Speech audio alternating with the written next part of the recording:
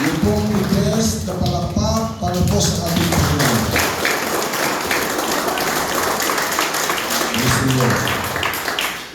Mga minamahal, napaka-sarap pakinggan ang mga salita ng Diyos.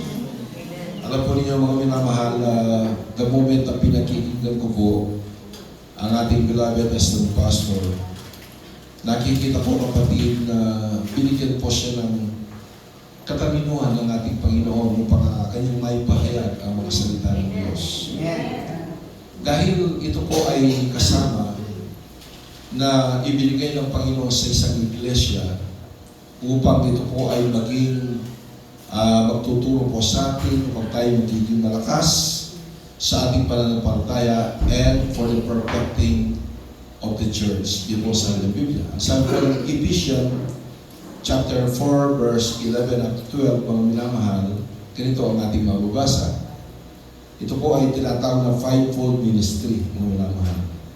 Ano pong sabi dito? Pinagkalooban niya ang iba na maging mga apostol, ang iba'y propeta, ang iba'y evangelista o evangelist, at ang iba'y pastor at mga guro. Fivefold ministry po yan. Para po ano? Bakit ibinigay yun ng ating Panginoon sa isang church? Upang ihanda ang mga banal sa gawain ng paglilingkod sa ikatitibay ng katawan ni Kristo for the perfecting of the church. Amen? Amen. So, ibig sabihin mo minamahal, papalad po tayo, binigyan po tayo ng pastor, binigyan po tayo ng evangelist, yung po mga evangelist, kapatid, yung po umahayo, nag-evangelize, kapatid, nag-spread ng word ng ating mahal na Panginoon, ang good news ng Panginoon, at mga guro, kapatid, mga guro na nagtuturo po sa atin, mga minamahal, ay tinuturo sa atin ang mga salita po ng Panginoon upang upang itayo raw po ay maging perpekto at para sa ating pong ikatitibay. Amen. Ikatitibay ng ating pananampalataya. At mga iba, mga apostol at mga propeta. So, minamahal minsan na pag-aaral po natin yan, kapatid, pero hindi po yun talaga ang ating pinakatabi.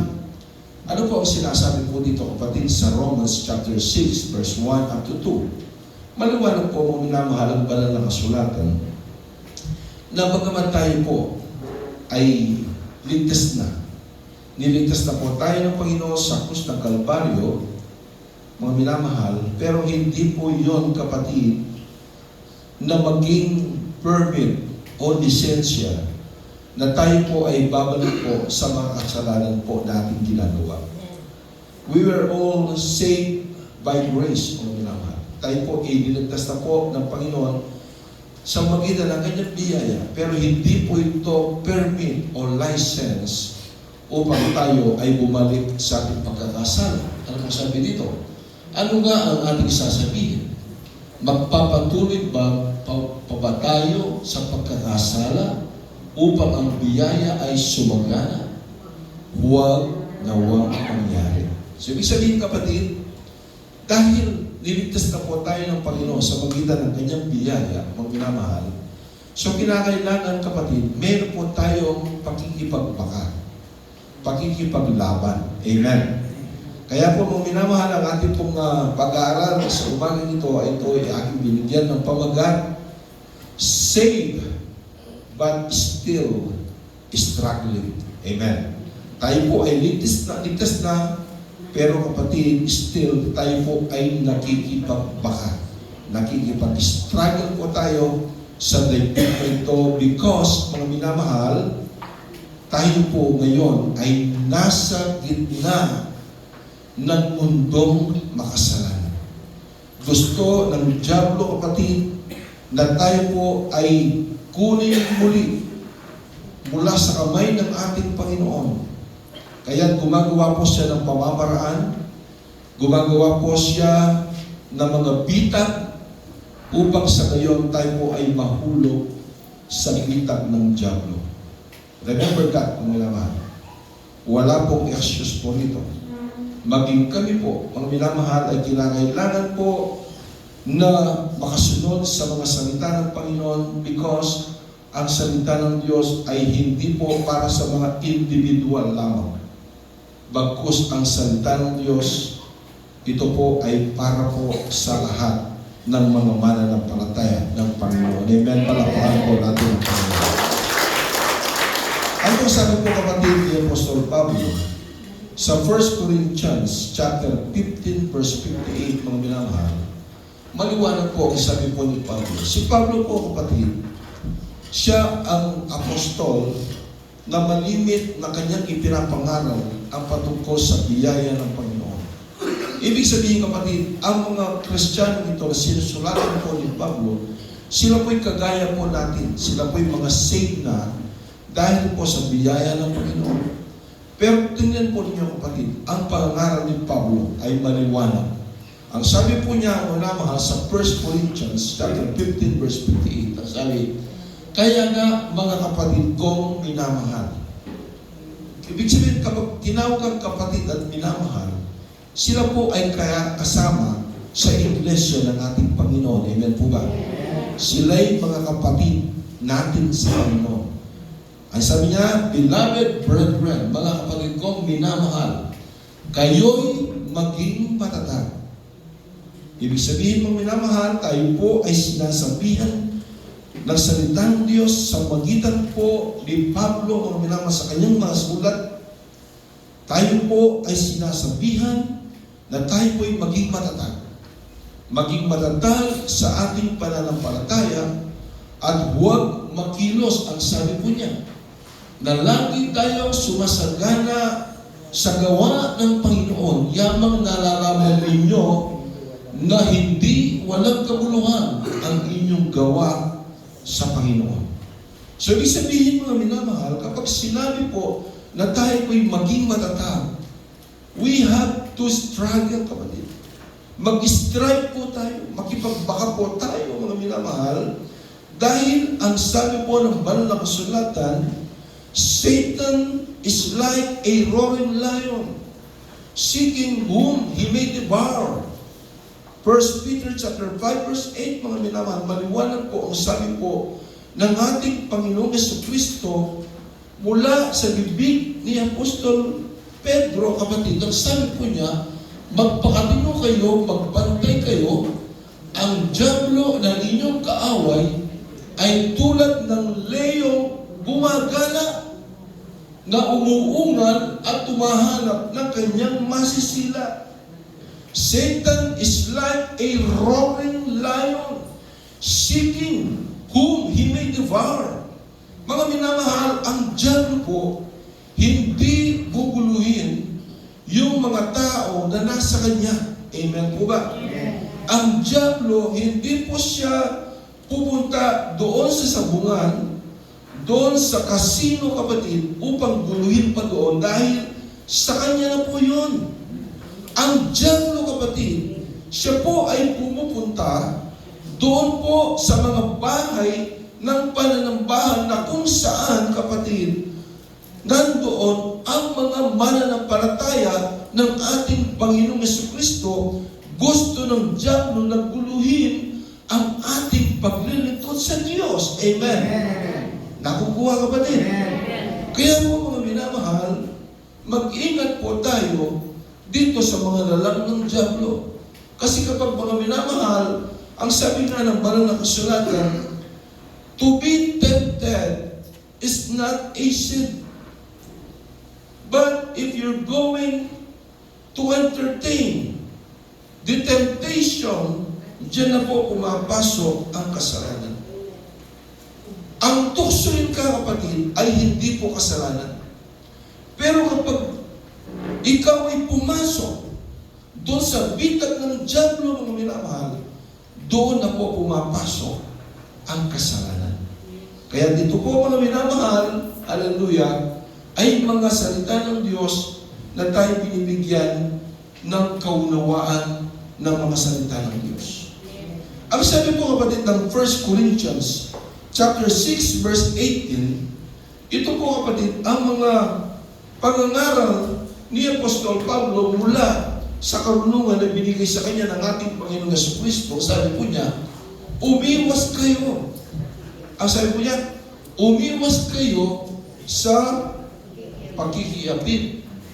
Bawat kasalanan maaaring gawin ng tao ay nasa labas ng katawan, ngunit ang gumagawa ng pakikiapid ay nakakasala laban sa kanyang sariling katawan.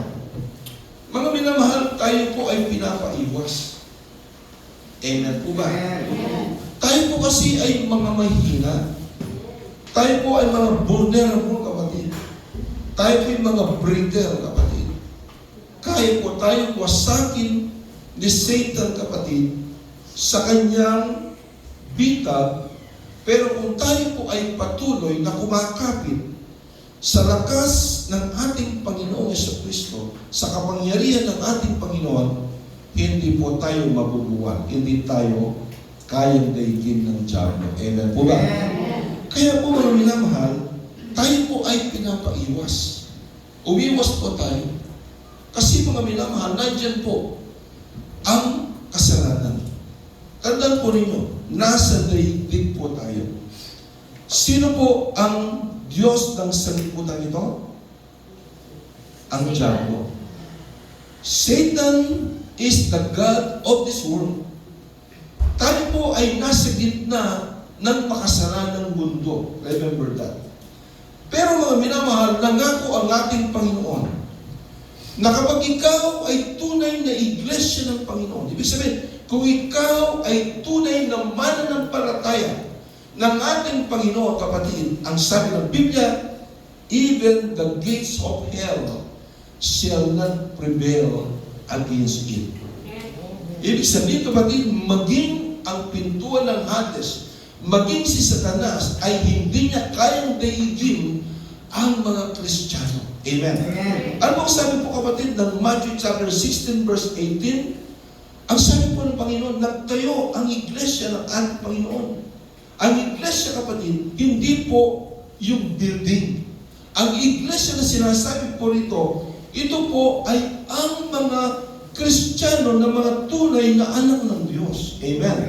Ang sabi po dito, kapatid, as sinasabi naman sa iyo, Pedro, na ikaw ay sa babaw ng bato nito. Upon this rock, ang sabi niya, aking itatayo ang aking iglesia. I will build my church. At ang pintuan ng Hades ay hindi magwawagi laban sa kanya. Ang sabi po mga mahal ng ating Panginoon, hallelujah, na siya po ay nagtayo ng iglesia sa ibabaw ng bato. At ang sabi po, maging ang pintuan ng Hades ay hindi mananaig sa kanya. Sino po itong iglesia ito? Ang iglesia ito na itinayo ng ating Panginoon, mga minamahal, tayo ang iglesia ng Panginoon. Amen? Amen? Mayroon tayong kapangyarihan at kailanman hindi magdadaig ng diablo, mga minamahal, kapag ikaw ay tunay na iglesia ng ating Panginoon.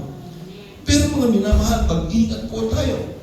At suriin mo ang sarili mo, kapatid, hallelujah, kahit na ikaw ay isang mananampalataya ng Panginoon, kapatid, hindi ka exempted sa mga panliling lang ng diablo. Remember that. Even King David, kapatid, King David, magmula ng kanyang kabataan, kanyang pagkapaslit, mayroon na siyang takot sa Panginoon. David is praising the Lord 7 times a day. Nagpupuri sa David, mga minamahal, ng 7 beses araw-araw, kapatid. Kaya po, mga minamahal, siya ay tunay na kilalugdan ng ating Panginoon. Hallelujah. Amen? Amen. Kaya po, kapatid, sa kanyang paglilingkod, pagpupuri sa Panginoon, mga minamahal, kanya ginagabay na siya ng ating Panginoon. Maging ang mga oso, maging ang mga leon, kapatid, nandun na sa bibig ng leon yung tupa na pinapastulan ni David. Kaya pag-agawin ni David ang tupa mula sa bibig ng leon dahil sinusuntok lang, kapatid, ni David sa kanyang musmos kamusmusan. Kaya na niyang gaigin ang leon dahil may kapangyarihan siya na galing sa Panginoon.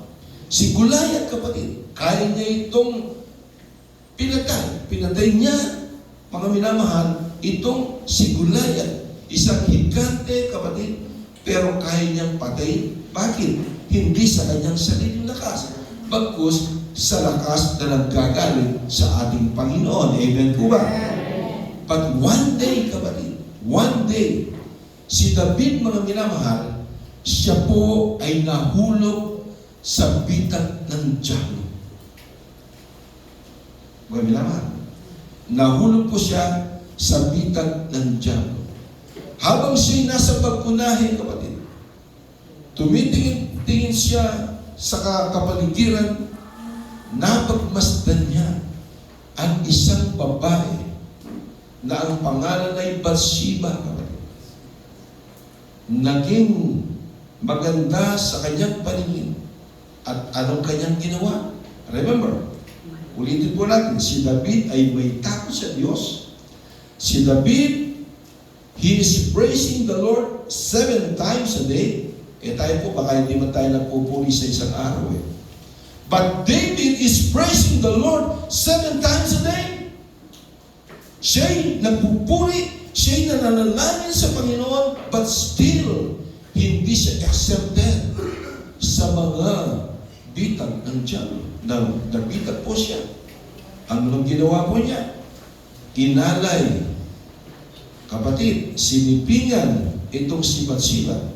At para mapagtakpan ang kanyang ginawa, o minamahal, ang ginawa po niya, kapatid, siyempre natatakot siya, baka mabuntis itong si Bathsheba. Kanyang ipinatawag ang kanyang asawa. Ang pangalan ng asawa Bathsheba ay Uriah. Doon sa digmaan, pinatawag po niya, ang sabi niya, Uriah, iwanan mo muna ang labanan doon, ang giyera, at ang gawin mo, sipingan mo muna ang iyong asawa. Bakit? Bakit ginawa yun ni David? Para mapagtakpan. Kung halimbawa, mabuntis man itong si Bathsheba, walang pagdunda dahil sinipingan siya ni Uriah. Pero ano pong sabi po, kapatid, ni Uriah, hindi ko magagawa, mahal na hari. Ang aking mga kasama ay nandun sa labanan. Subalit ako ay nagpapasasa sa sipin ng aking asawa, hindi ko magagawa, mahal na Panginoon. Ang sabi po ni David, okay, sige, ang gawin mo, bumalik ka na lang doon. Pero hindi po alam, kapatid, ni Uriah na merong lason na dadalhin. Gumawa ng sulat itong si David, naka-address doon sa commander-in-chief ng labanan yon, sa giyerang yon. At ang nakasulat pala doon, kapatid, ilagay mo si Uriah doon sa first line of defense para siya ang unang mamamatay. Nagawa ni David yun, kapatid, dahil nabihan po siya. Siya'y pumasok sa bitak ng kalaban natin na ang diablo, kapatid. Napuspos siya ng masamang espiritu. Kapatid, anong nangyari? Hindi alam ni Uriah, kapatid, na meron siyang dalang lason na laban sa kanya, na merong sulat itong si David. At ang ginawa, kapatid, binigay yung sulat doon sa pinaka-commander doon, at nabasa niya, ilagay mo si Uriah sa first line of defense. Siyempre, tatalima yung commander, dahil yun ang utos ng hari. Inilagay si Uriah doon sa labanan at siya'y namatay. Ano ang intention ni David? Upang pagtakpan ang kanyang kasalanan, kapatid. Pero, mga minamahal, dumating ang panahon, hindi rin napagtakpan ni David ang kasalanan na kanyang ginawa. Sa magitan ni Prophet Nathan, sinabihan siya, mga minamahal, at ipinaunawa kay David yung kasalanan na kanyang nagawa. Bakit?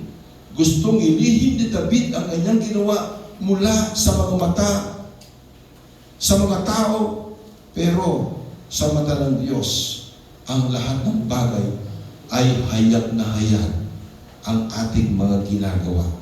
Amen. Amen. Yan ang ating Diyos na pinaglilingkuran Dahil ang Diyos na ating pinaglilingkuran, hindi po sa semento, hindi po sa kahoy, bagkus ang ating Diyos na pinaglilingkuran, siya'y Diyos na buhay. Makapangyarihan Diyos, nakikita ang lahat ng ating ginagawa. Amen? Everybody say, praise the Lord. Ano po sabi po kapatid ni Pablo? Sa mga taga-Galatia, Kapitulo 5, versikulo 19 hanggang 21, kapatid, ito po ang mga bunga ng laman. Mayroong bunga ng Espiritu sa Galatians chapter 5, verse 22. Ang sabi mo, but the fruit of the Holy Spirit is love, peace, faith. Pero dito po kapatid, ito ang bunga ng laman. Tingnan po niyo kapatid. Ngayon ang sabi po niya, ay hayag ang mga gawa ng laman. Ang mga ito ay, basahin nga po natin. Number 1 na naman, kapatid. Number 1 na naman. Yung kanina, kapatid, number 1. Ngayon ito ba, number 1 na naman. Pakikiyapin, karumihan, kahalayan, pagsamba sa Diyos-Diyosan. Ano ba yung Diyos-Diyosan nito, kapatid? Ito po ang minamahal, yung mga rebulto, yung ginawa ng kamay ng tao, kumuha ng puno ng santol, pinutol, nilagyan ng mata, ng tenga, ng bibig, inukit, kapatid, binarnisan, tapos pinabless, yung santol, ginawang santo. Amen? Isa lang po yun. Ano pa po ang mga Diyos-Diyosan? Ang sabi ng Biblia, yung katigasan ng ulo, Diyos-Diyosan po yan. Yung cellphone mo, kapatid, na halos hindi mo na pakawala sa iyong kamay, Diyos-Diyosan yan, kapatid. At ano pa po, kapatid? Kapag, mga minamahal, meron kang iniibig na higit pa sa pag-ibig mo sa Diyos, inuuna mo pa ang sarili mo kaysa sa paglilingkuran mo ang Panginoon, ang dami mong dahilan, hindi ko maiwan ang aking asawa dahil ako'y magbobomba, maglalabas siya, that is Diyos-Diyosan. Amen? Marami po mga form ng Diyos-Diyosan, kapatid. Kaya po mga minamahal, hindi lang po yung larawan, hindi lang po yung rebulto, bagkus marami pong Diyos-Diyosan ngayon. Yung pera mo, minamahal mo, kapatid. Ayaw mong, napaka-ano mo, kapatid, parang sino ka na dahil may pera ka na, and that is a form of worshiping idols, kapatid. Yan po ay pagsamba sa Diyos-Diyosan. Amen. Ano ang sabi? Pangkukulam. Meron bang mangkukulam dito? Meron? Wala? Alitan. Meron bang alitan po rito? Yung may galit ka, kapatid? Yung nag-aaway kayo? Pagtatalo. Ano pa po yung pagtatalo, kapatid? Yung alabis ng paray? Paninibugho? Pagkagalit? Pagka makasarili, yung selfish, di ba? Pagka bahabahagi, yung merong division, kapatid. Ano ba po, kapatid? Sa 21, pagkaingit. Ayun. Swak tayo rito. Di ba? Meron lang bagong sasakyan nung kapitbahay mo, naiingit ka. O kaya kapatid mo, maganda lang yung damit, naiingit ka. Buti pa siya kung wala. Ayan po kapatid, ay bunga ng laman. Amen? Paglalasing. Ayan. Di ba? Sino pa yung naglalasing ka? Sabi niya, Amen. Ayaw yung umaga na. Sana wala na talaga naglalasing. Kalayawan at ang mga katulad nito. Ito po'y babala, kapatid. Binabalaan ko kayo gaya ng aking pagbabala ng una sa inyo na ang mga gumagawa ng gayong mga bagay ay hindi magmamana ng kaharian ng Diyos. Ito pong masaklap, kapatid. Ito yung masaklap. Hindi ka magmamana ng kaharian ng Diyos. Ito ang masaklap kung ikaw ay nabubuhay sa iyong laman.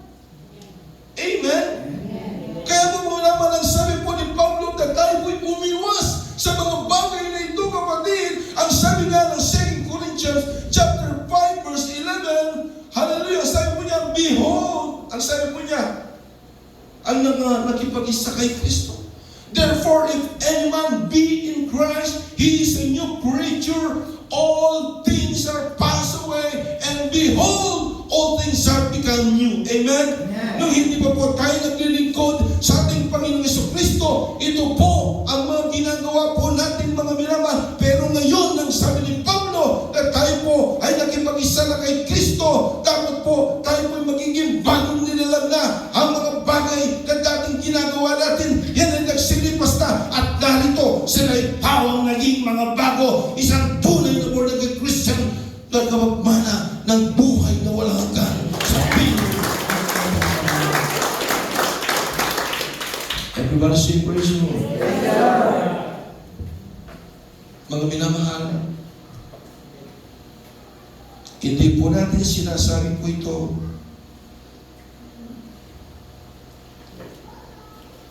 para tayo po ay maghusga. Remember, sabi ng Matthew chapter 7 verse 1, judge not, that you will not be judged. Huwag kang humatol upang hindi kayo mahalan. Mga minamahal, sinasabi po natin ito dahil hindi po tayo perfecto. Pero kapatid, ang gusto ng Panginoon na tayo ay magkaroon ng pagsisisi. Pagtalikod, mga minamahal. Tandaan po ninyo, kapatid. Ako po, i-confess ko po ito sa inyo. Ako yung nakakilala sa Panginoon way back in 1990. Actually, 1987 pa po. Pero naging serious ako sa paglilingkod ko sa Panginoon 1990. Mainit ako naglilingkod sa Panginoon. Wala akong absent. Sunday, Wednesday, and Friday. Yung Tuesday, yung Thursday, Friday, and Saturday, nasa mga Bible studies ako. Ibig sabihin, yung 7 days ng isang 1 week, nasa gawain ako ng Panginoon. Pero dumating ang panahon, kapatid, binihag ako ng Diablo. Salamat sa Panginoon, naging politician ako. Ginamit ako sa mga tao. Pero hindi ko nabantayan ang aking sarili. It is a personal confession kapatid sa church ko na. Dahil sa politika, nawala yung focus ko sa gawain ng Panginoon. Ako'y nabihag ng Diyan. Natuto akong magkasino. Natuto akong magbabayad. Lahat ng kalokohan ay ginawa sa aking sarili. Nung ginagawa ko yun, kapatid, walang conviction. Kasi tumigas na yung puso ko. Kala ko normal lang, kapatid. Pero ngayon, mga minamahal na ako'y binalik ng Panginoon sa kanyang banalagaway. At ngayon, ginagamit niya ako, kapatid, sa banalagaway ng Panginoon. Ang sabi ko, kapatid, ewan ko kung narinig po ninyo ito. Sabi ko, sana hindi na ako naging politiko. Sana hindi na ako naging kapitan. Sana hindi na ako naging counselor. Sana hindi na rin ako naging vice mayor, kapatid. Kung ang mga dahilan ito, mga minamahal, ang siya magiging dahilan na ako'y mawawala sa ating Panginoong Diyos, kapatid. Buti pang hindi na ako naging public servant, mga minamahal. Buti pang hindi ko na inabot ang aking estado ito ng aking pamumuhay, mga minamahal. Kung ang aking kaluluwa ay tatapon lamang doon sa dagat-dagat ng apoy, mga minamahal. Ang sabi ko, kapatid, kung pwede ko lang i-rewind ang panahon na ginagawa ko ang kalokohan, kapatid, kailanman hindi ko gagawin ang kalokohan. Kasi kapatid, hindi biro-biro ang ginawa ng ating Panginoong Jesucristo sa krus ng Kalbaryo, mga minamahal. Hinubad niya ang kanyang sarili. Sabi nga ng upang tayo iligtas. Ibig sabihin mo na mahal na tayo po'y precious sa harap ng ating Panginoon.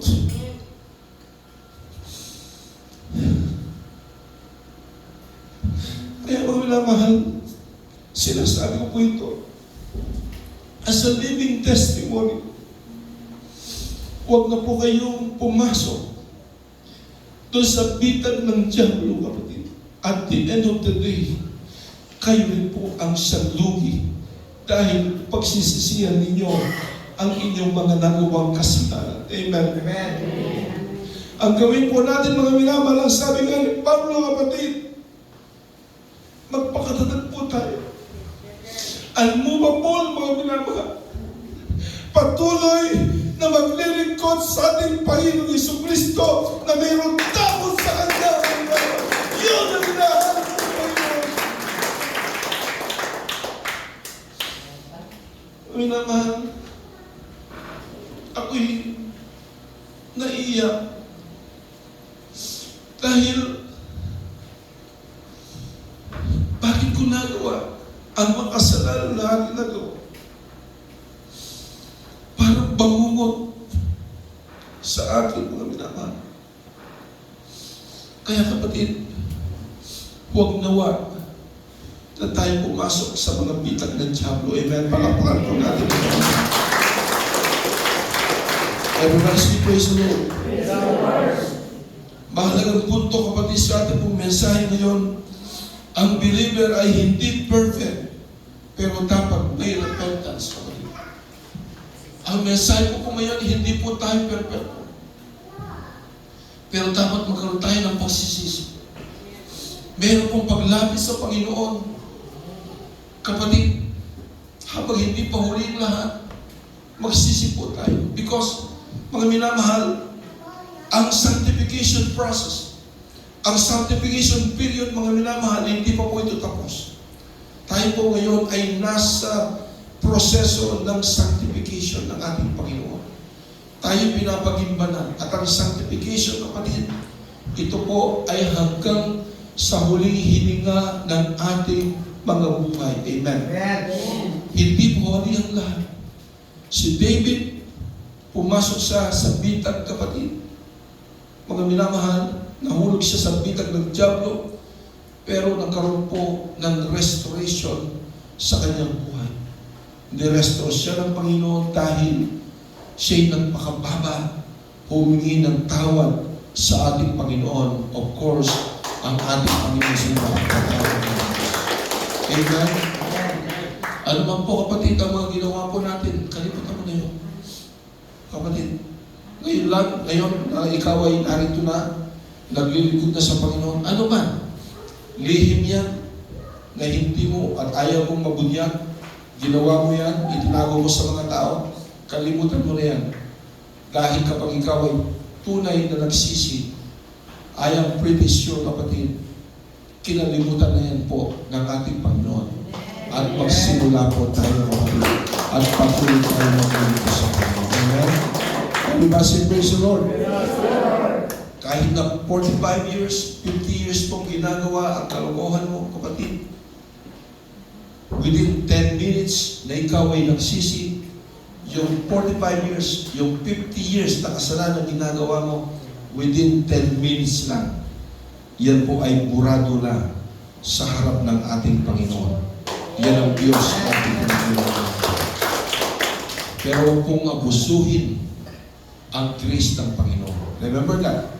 Ano sabi po, babalikan lang po natin, Romans chapter 6, verse 1 up to 2. Kapatid, babalikan ko lang to. Ito'y patuloy na nire-remind tayo. Ano nga ba ang ating sasabihin? Magpapatuloy ba tayo sa ating pagkakasala upang ang biyaya ay sumagana? Huwag nawang mangyari. Amen? Hallelujah. So, po tayo magpatuloy sa ating pagkakasala, ating po itong taligdan, ating itong labanan, ang mga gawa, at ang bukso ng ating laman, ating daw po itong kalimutan. Bakit po?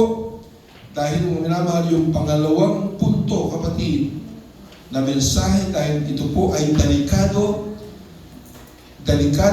ang patuloy na pamumuhay sa kaharian o pagkakasala kapag paulit-ulit na at walang pagsisisi.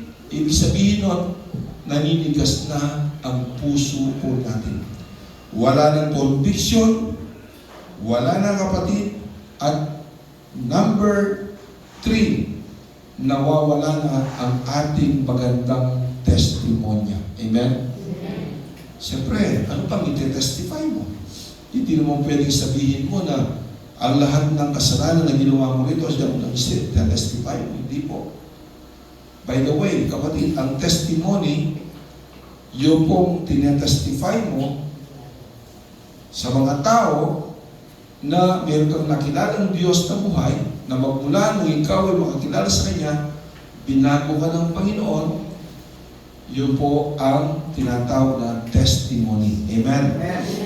Hindi po testimony yung ako'y nagising kaninang umaga, pagkatapos nagsuklay po ako, tapos nagtutbrush po ako, tapos uminom ako ng tubig, tapos naligo ako, tapos namlansya ako, tapos nagbihis ako. Hindi po yung testimony. Kwento po yun, kapatid. Amen? Amen? Iba po yung testimony, iba po yung kwento. Yung testimony, kapatid, ikaw ay magte-testify ng kabutihan ng Panginoon, iyong ipapahayag ang kabutihan ng Diyos. Everybody say, praise the Lord. May biyaya at restoration kay Kristo. Tandaan po dito. May biyaya at restoration. So, ibig sabihin mo, minamahal, kung ikaw man ay natukso, kapatid, iwasan mo na. Amen? Dahil ang church na ito, hindi po, mga minamahal, pinapahintulutan ang sexual immorality. Tandaan po ito. Kasi kapag pinahintulutan po natin yan, lahat tayo pupunta po ng impyerno. Hindi tayo magmamana ng kaharian ng Diyos. Amen? Kaya po mga minamahal, bawal po, sasabihin ko na sa inyo, na yung over familiarity, yung babae, lalaki, palaging nagsasama, kahit wala kayong ginagawa, kapatid, kahit wala pa kayong ginagawa, yun ay magiging dahilan na baka matukso ang bawat isa sa inyo. Tandaan ko ito po. Yun naman mga minamahal, minsan, meron po sa atin na meron ng asawa, hindi na pwedeng magligaw. Amen? Amen. Kasi noon po, kapatid, backslider ako, pwede masiguro kung unbeliever po tayo. Pero ngayon believer na tayo, umiwas na po tayo. Amen? Amen. Gawin po natin at lumakad tayo sa kalooban ng ating Panginoon. Palakpakan po natin. Bago natin wala na kami po ngayon, at tumawid po tayo sa ating Panginoon. Hallelujah.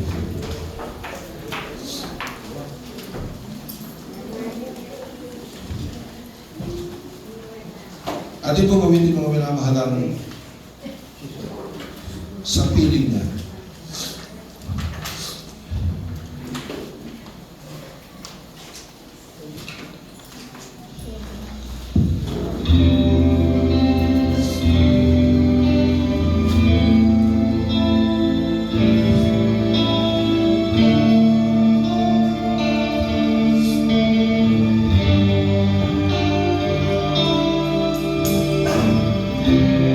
Nagsimula ang ating buhay, mabuhat na siya ay nakabuhay. Si Jesus ang siyang kaligtasan. Piliin ako'y kasalanan.